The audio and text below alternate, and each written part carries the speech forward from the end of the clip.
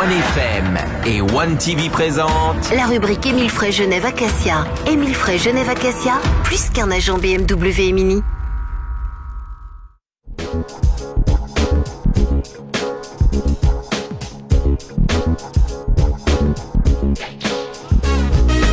Bienvenue dans la rubrique Émile Frey Genève Acacia avec Alexandre Farago, directeur d'Émile Frey Genève Acacia. Salut Alex. Salut, bonsoir à tous. On a le chef des ventes Mini, David Rodriguez. Bonsoir à tous. Et le chef des ventes BMW, David Schutz, qui sont avec nous. Bonsoir. Bonsoir à tous. Et dans un instant, on va parler, puisque là on a 3 collaborateurs, mais il y en a 40 000 autres qui vont bientôt arriver. Des collaborateurs chez Émile Frey un petit peu particuliers. Moi je propose qu'on garde la surprise pour tout à l'heure. Tout à fait. Mais d'abord, on va parler éco-responsabilité, justement Alexandre, et du recyclage notamment, parce que vous avez fait beaucoup d'efforts chez Émile Frey. Oui, alors comme on l'a dit dans différentes émissions, donc les constructeurs sont toujours de plus en plus à réduire les consommations des véhicules, toujours à travailler avec plus d'écologie. Et puis nous, de notre côté, également, on fait également pas mal. Et là, on a 2 plans d'action. On va dire qu'on a un plan d'action au niveau de l'atelier et un plan d'action au niveau des bureaux. Alors, qu'est-ce qu'on va faire au niveau des bureaux? Eh bien, tout simplement, on va promouvoir de bouger également au bureau. Donc, on a supprimé donc les poubelles pour chaque bureau de chaque collaborateur, parce qu'on s'est aperçu finalement qu'il y avait un sachet qui était dans la poubelle, et puis que le soir, quand le service de nettoyage arrivait, on prenait ce sachet, on le jette, même s'il n'y a qu'un gobelet dedans. Et puis finalement, on est un petit peu loin d'un concept écologique. On parle de beaucoup de plastiques qui sont en mer, etc. Tout ça. Donc maintenant, on a fait des centres de tri à l'intérieur de l'entreprise, des centres de collecte. Et puis là, le collaborateur, il doit se lever, puis il va au centre de tri déjà pour rationaliser. Et puis, on s'est posé la question aussi, qu'est-ce qu'on pouvait faire, parce qu'on utilise pas mal de gobelets quand Clémence elle vient, parce qu'elle boit beaucoup de café, donc c'est toujours dans un nouveau gobelet. Toujours de ma faute. Toujours de ta faute. Et puis là, on a un petit peu regardé qu'est-ce qui se faisait un petit peu sur le marché. Et puis maintenant, aujourd'hui, il y a des gobelets qui sont 100% biodégradables, respectivement compostable. Et puis maintenant, on utilise ce type de gobelet pour diminuer effectivement tous nos déchets vraiment au minimum. Et dans l'atelier, comment ça se passe? Alors dans l'atelier, c'est également tout un concept de recyclage. Ça fait déjà des années qu'il est en place.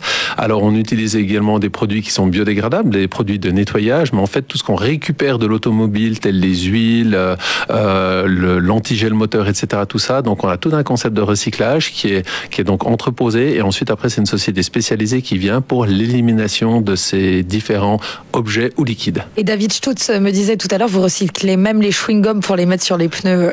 Oui, bon, ça n'appartient qu'à David. On va faire aussi des stylos, comme ça le client il signe avec son stylo, après il peut le manger. C'est incroyable. On parlait justement des services comestibles, voilà, pourquoi pas, c'est une solution. Non mais c'est important aussi de s'engager là-dedans. On rappelle aussi, parce que après il y a des gens qui pourraient dire oui, mais enfin ils vendent quand même des voitures, mais que BMW et Mini font beaucoup d'efforts pour réduire les émissions de CO2. Alors de toute façon, tous les constructeurs de voitures, ils sont obligés maintenant, mais il y a beaucoup de modèles hybrides et électriques qui arrivent sur le marché en ce moment, chez vous notamment. Oui, alors ça, David? Oui, alors c'est clair que comme j'ai déjà expliqué dans notre émission, on a à chaque fois le taux de CO2 qui diminue d'année en année, sinon c'est des grosses amendes que l'importateur doit payer. Ouais. Donc automatiquement, l'importateur doit faire des efforts. Enfin, le constructeur, pas l'importateur. Le constructeur doit faire des efforts sur le CO2. Donc pourquoi les voitures électriques? C'est justement à cause de ça. Et pourquoi aussi les voitures hybrides? C'est aussi pour baisser la moyenne. Alors ça, vous y êtes un peu obligé, mais par contre, tous les autres gestes que vous avez cités avant, c'est du bon vouloir aussi, et ça incite aussi les autres entreprises à s'y mettre, parce que maintenant, je pense qu'effectivement, il faut s'y mettre pour sauver notamment les abeilles, et on en parlera dans un instant des abeilles, parce qu'elles vont arriver en nombre chez Émile Frey Genève Acacia. À tout de suite.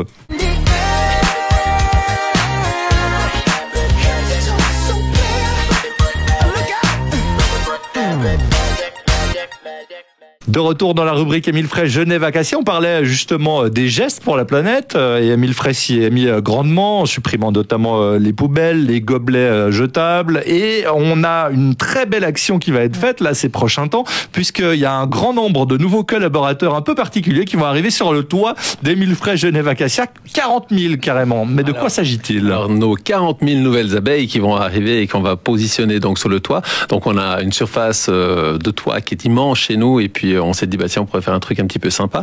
Et puis là, on va positionner donc des ruches. Donc ce qu'il faut savoir, c'est que par rucher, en principe, c'est 20 000 abeilles. Donc on va commencer par 40 000, puis après monter progressivement parce qu'il faudra encore une personne qui s'en occupe.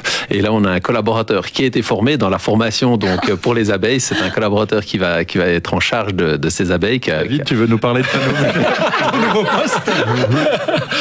En fait, il laisse tellement déguisé en plus. Aujourd'hui qu'on allait dévoiler. Et puis donc le concept, tout le monde parle de la disparition des abeilles. Pourquoi pas faire quelque chose?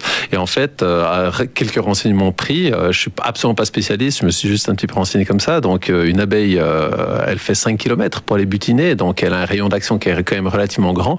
Et puis on s'aperçoit que sur la parcelle où on est entouré des bords de larves. Il y a le parc des acacias, etc. Le long de la route des acacias, il y a des acacias. Et puis là, on va produire le miel des acacias.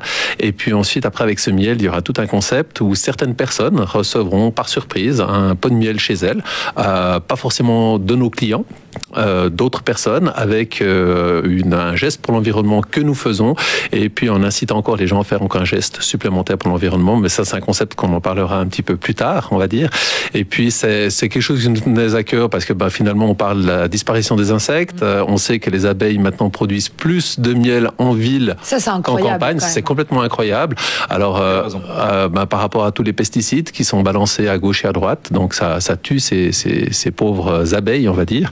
Et puis là, on va faire un petit geste en plus pour elles. Et du coup, on reçoit des pots de miel à la maison. Je t'ai donné mon adresse au fait ou pas? Je voulais te remercier parce que Clémence doit venir tous les vendredis matins faire une tartine à tous les clients avec le miel. Merci Clémence. Bien sûr, bien évidemment. Alors effectivement, pour organiser, merci Clémence de ton apport, de ton soutien pour cette belle opération. Mais 40 000 abeilles, ça représente combien de ruches sur le toit des Deux pour l'instant. Il faut suivre. 20 000 abeilles par ruche, bah oui. Tout à fait. Mais en fait, on va commencer par 2 parce qu'il faut évidemment la personne qui va s'en occuper, il lui faut une certaine formation, une certaine habitude, et puis après on va augmenter ça progressivement. Alors, il a l'hôpital parce qu'il il a pas suivi la formation depuis le début.